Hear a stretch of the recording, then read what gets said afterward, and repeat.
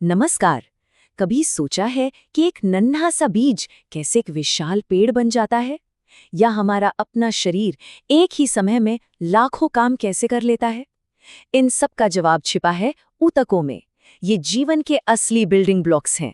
आज हम इन्हीं की शानदार दुनिया को समझने वाले हैं।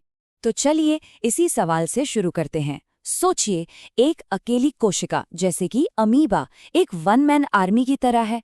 वो सब कुछ खुद ही करती है। लेकिन जब लाखों करोड़ों कोशिकाएं एक साथ होती हैं तो वो आपस में तालमेल कैसे बिठाती हैं? आइए जानते हैं। आज की हमारी चर्चा इन 5 हिस्सों में होगी। सबसे पहले हम देखेंगे कि कोशिकाएं काम कैसे बांटती हैं। फिर पौधे और जंतुओं के ऊतकों में क्या फर्क है, ये जानेंगे।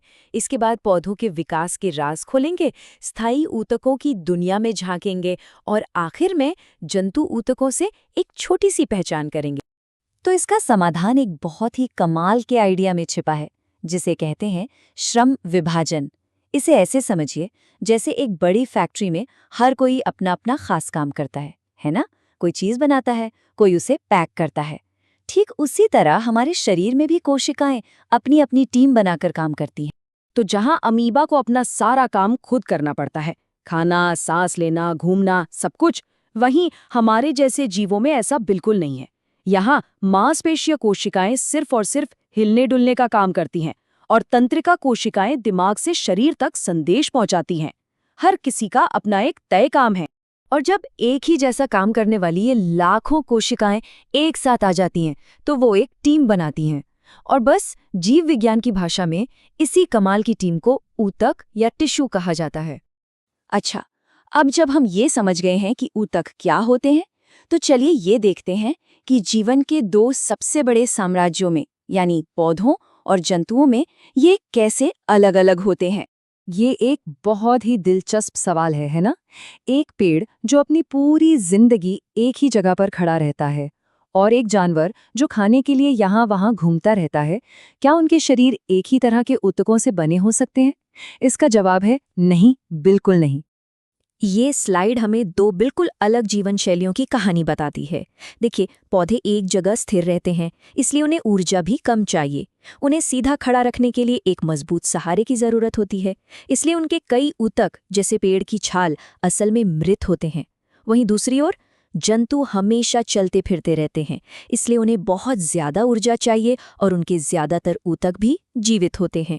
चलिए पहले पौधों की अनोखी दुनिया में चलते हैं और ये पता लगाते हैं कि वो कौन सा जादू है जिससे वो जीवन भर लगातार बढ़ते ही रहते हैं।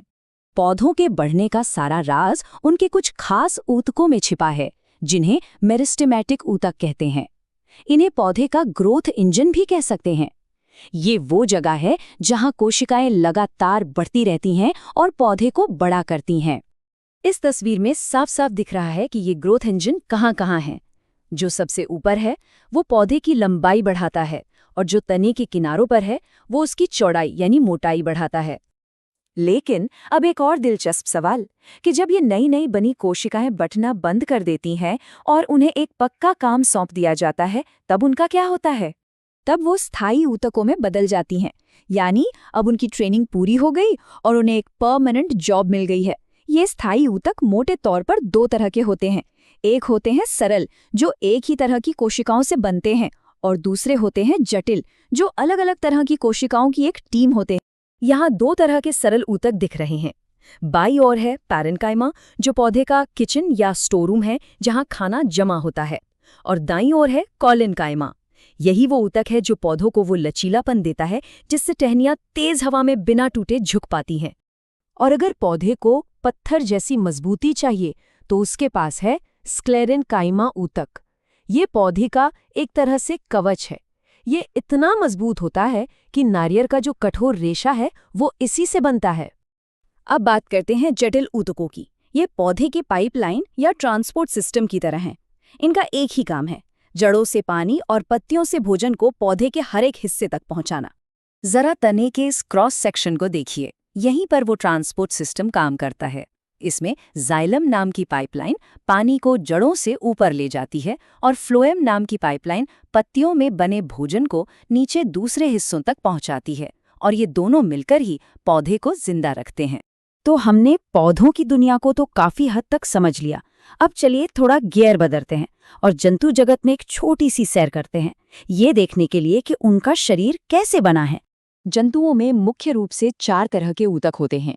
एपिथेलियल ऊतक जो शरीर को बाहर से ढकता है, संयोजी ऊतक जैसे कि हमारा खून जो सब कुछ जोड़ता है, पेशी ऊतक जो हमें चलने फिरने में मदद करता है, और तंत्रिका ऊतक जो पूरे शरीर का कम्युनिकेशन नेटवर्क है। तो आज हमने देखा कि कैसे कोशिकाएं मिलकर ऊतकों की टीमें बनाती हैं, लेकिन कहानी यहीं खत्म नहीं होती।